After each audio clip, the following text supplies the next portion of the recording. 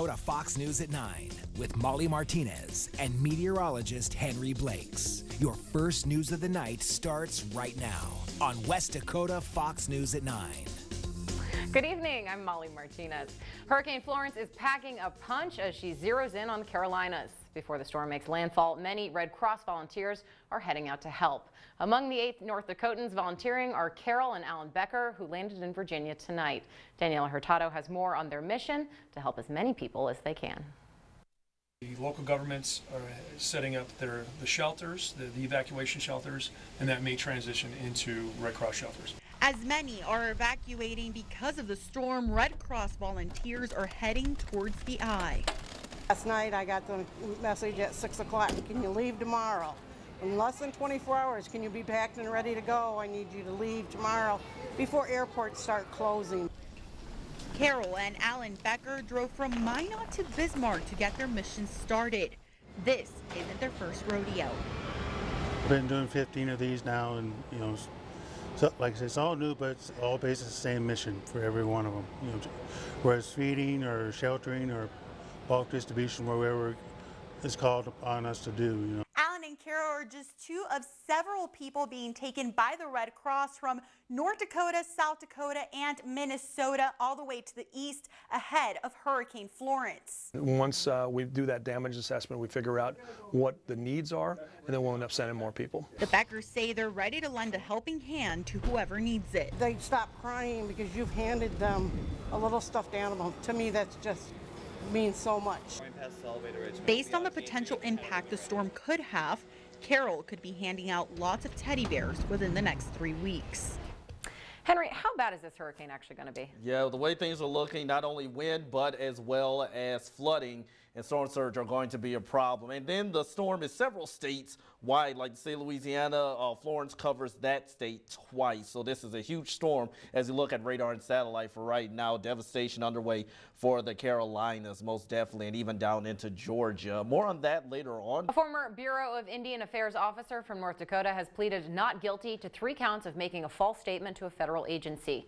The indictment alleges Leron Graywin ran a stop sign at the Spirit Lake Reservation last September, causing a collision. Documents say Graywater told federal investigators her vehicle's brakes malfunctioned when she knew that wasn't the case. The charges carry a maximum of 15 years in prison and a $250,000 fine.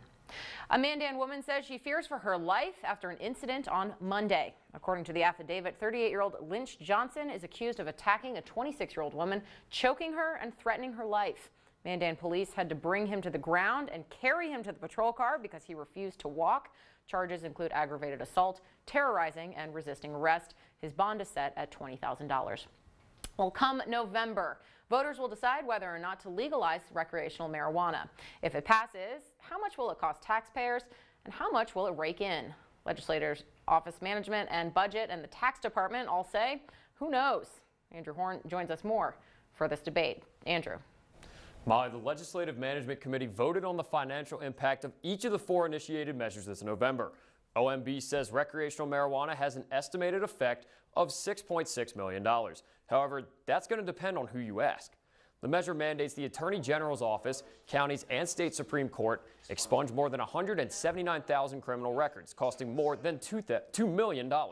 But the Health Department submitted a $4.3 million impact, which would need legislative approval. As for potential tax revenue, Tax Commissioner Ryan Rauschenberger says recreational marijuana would have the 5% sales tax attached. Any more would need additional legislation like Colorado. It isn't just like a regular sales tax. There's layers of it because those other states heavily regulate marijuana sales. This measure doesn't necessarily have all that regulatory structure in it. So we would have to almost create a regulatory structure if we have a special tax. The tax department submitted an unknown fiscal impact. Rauschenberger says they didn't have any information like demand, price, and who would sell the product to make an appropriate estimate. All right, thanks, Andrew. The North Dakota Department of Health's medical marijuana program is accepting applications to operate a dispensary on Williston and Grand Forks through October 10th. The review panel for the first round of applications for the Bismarck, Mandan, and Fargo regions will meet Friday to determine the highest scoring applicants from each region. In January, applications will be open for Devils Lake, Dickinson, Jamestown, and Minot. Meantime, North Dakota, against the legalization of recreational marijuana, are gaining momentum. As of yesterday, 14 state organizations, including the ND Police Officers Association, support the mission. Fearing for the safety of children and wanting to protect businesses and schools, they are aiming to raise funds, educate the public on what's not addressed in the measure's language, and see the public vote no on Measure 3. In school news, a Grant County is looking at putting a tax increase on the November ballot. John Salling explains why. Elgin New Leipzig Superintendent Daniel Ludvigsen says 83% of North Dakota's 163 school districts have building funds. Elgin New Leipzig wants to join that number. We have to be very selective which repairs that we're trying to keep up with, and be very tight with supplies. Meaning it can become a bit of a money pit then, and you spend more money trying to catch up than you would of trying to just keep up. Maintenance, like making payments on the new boiler, fixing the roof, or repairing other issues. We would be willing to pay more to keep the schools going. It's really important to us to have a local school. We already go long distance, 30 miles. The superintendent says if the increase doesn't pass, programs at the school will suffer. If we don't get other funding, we're going to have to look at things like combining classrooms, which is not best because it's pretty hard to teach 2 grades at one time. The topic was brought up at local meetings, and he thinks they'll propose a $15 million levy to be voted on in November. For West Dakota Fox News at 9, I'm John Salling. Also on the education front, a new grant will help train Bismarck State College nursing students attend classes at satellite locations in Hazen, Harvey, Ashley, and Garrison. In Bismarck, nursing students are able to use simulators, giving them a chance to treat and diagnose illnesses and diseases they may not see during clinicals. But the rural sites don't have the money, so students have to come to Bismarck to get that training. The simulators are very expensive, and the satellite sites have a difficult time purchasing them. So we wanted to be able to offer the students at those sites the same level of education that our students receive here. The program is receiving $100,000 from the simulator and a vehicle to transport it from a USDA Rural Development grant. New no parking signs are about to go up in Bismarck. Public Works says it only enforces no parking between 1 and 7 a.m. in the winter when they need to remove snow from the streets. The change will mean the no parking rule will only be applied between November 1st and March 31st. The Bismarck City Commission just voted to put an area called the Bowen Avenue Commercial Center on the market.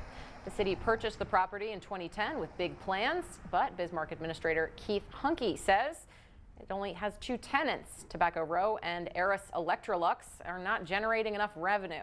The city has a right to first refusal agreement with the Bismarck Industries. That means the company's owners have 30 days to decide if they would like to purchase the property at a fair market value. If not, the city would be able to sell the area as it sees fit. Former President George W. Bush is headlining a fundraiser in Texas next week for Republican Kevin Cramer's Senate bid. Cramer says it's being hosted by executives at Texas-based oil field service companies that do business here in North Dakota. Republican Dick Armey, a former U.S. House Majority Leader from Texas, former Bush political advisor Karl Rove, and former longtime LSU basketball coach Dale Brown are also scheduled to attend. Speaking of politics, as the Farm Bill deadline approaches, farmers and ranchers are worried they won't get a fair shake. Senators Hoeven and Heitkamp both spoke to the importance of congressional action on behalf of family farmers. Heitkamp says North Dakota farmers deserve better. She wants a bipartisan bill that protects crop insurance and doesn't impede their access to global markets. Sadly, tonight marks my last night here at West Dakota Fox. This has been an incredible year, and I am so indebted to all of you, our viewers, for trusting us with your news and for spending your evenings with us. It has been one of the great pleasures of my life working here, surrounded by talented colleagues under the guidance of incredible bosses, both Barry and JR. For those of you who watch the show, you know I have one very special relationship, and that is with meteorologist Henry Blakes. So, Henry,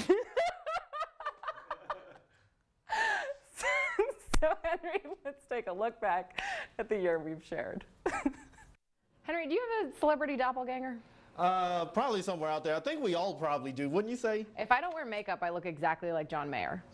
Henry, can you imagine being married for 76 years? I can only imagine being alive for 76 more years. That would be great, though. Other than you, I don't even like people for more than a couple hours. Did you file your taxes, Henry? Already did. Did you? Yeah, they asked me how many kids I had, so I had to estimate. So from my son Henry and me, have a great night, and we'll see you tomorrow. Hey Henry, what did the marshmallow factory employees say when they went on strike? What did he say? Don't make a peep. I like that. The teen, however, will not be charged. Henry, did you pass your driving test on your first try? I did. How about yourself? It took me 37 tries. Over now to someone who is also out of this world, meteorologist Henry Blakes. Hey, the weather. Over now to one of the reasons we're so high on that list, meteorologist Henry Blakes. Over now to another slam dunk, meteorologist Henry Blakes. Hey, we're talking about chance of fall once again tonight. Let's throw it over now to another boy about a blizzard, meteorologist Henry Blakes. Hey, thank you. Over now to Henry for some good news. Over to a man who's never salty, meteorologist Henry Blakes. Hey, at least not right now. Henry, if we're going to be together for 80 years, we got to start now, I'm just saying. So what do you say, Henry? A romantic night at White Castle? Yeah, I'm down for that. No matter the trends, I'll always have my meteorologist Henry Blakes tattoo. Yeah, thank you. Henry, what would be your Olympic sport if you had to do the Winter Olympics? One thing I've always wanted to do is ice skate. Never done that, so I'd like to give it a try. How about you? I would pay so much money to see you ice skate. Calling it the best day of his life. Working with you, every day's the best day of my life, Henry. Yeah, same with you. Glad to be working with you. You warm our hearts every night, but now you're warming our Valentine's Day too. Yeah. We appreciate that. Henry, when's your birthday? I'm going to bid on that. You've got several more months. Actually, you kind of missed it a couple months ago in November. Henry, are you a window seat person or an aisle seat person? I'm a window seat person, not to avoid germs or anything. I just like the Just to avoid people. No, yeah, that is true. You know what I'm going to say here, Henry? What you gonna say? Henry, do you love me? Now we're on TV. What do you want me to say? Henry, am I going to be invited to your wedding? We will have to see. But yeah, I have no reason not to invite you. Well, I think we're going to have a wedding on the same day. Yeah, we ought to do that. That'll be special. So that's a yes? We'll see. But yeah, that's a yes. You know, why wouldn't I invite you? Oh, no, you're going to be my groom. We'll see. We shall see. You know, Henry, you got to end on something adorable, which is why we're ending on you. Yeah, thank you. I'd like to give folks some better weather news. Bar staff watching helplessly. Henry, if only everyone could get along as well as you and I do. Yeah, I think the alcohol had something to do with that. Henry, I'm going to miss you. I love you. If you want to know where I'm headed next, you can check out my professional page on Facebook. In the meantime, the very talented Anna Schleisman will be taking over this desk, hopefully making Henry's life a little bit easier. Stick around. We've got another look at weather and a final send-off when we return. We are back with Anna, and I'm ceremoniously passing the torch to you, taking over Fox. We are really lucky to have you, and I know our viewers will be thrilled with you. You're super talented, and I really feel like I'm leaving this show in great hands. Well, thank you, but it's a tough act to follow, let me tell you.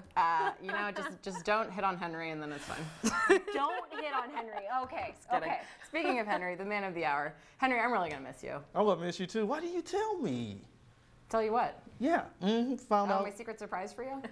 Yeah, you should have told me. Because I love surprises, Henry. Yeah, but hey, I got to admit, I love working with you, Molly, ever since you've been with the West Dakota Fox team. It has been a joy and pleasure of working with you. Wish you the best. Okay, now that I'm gone, will you answer my calls?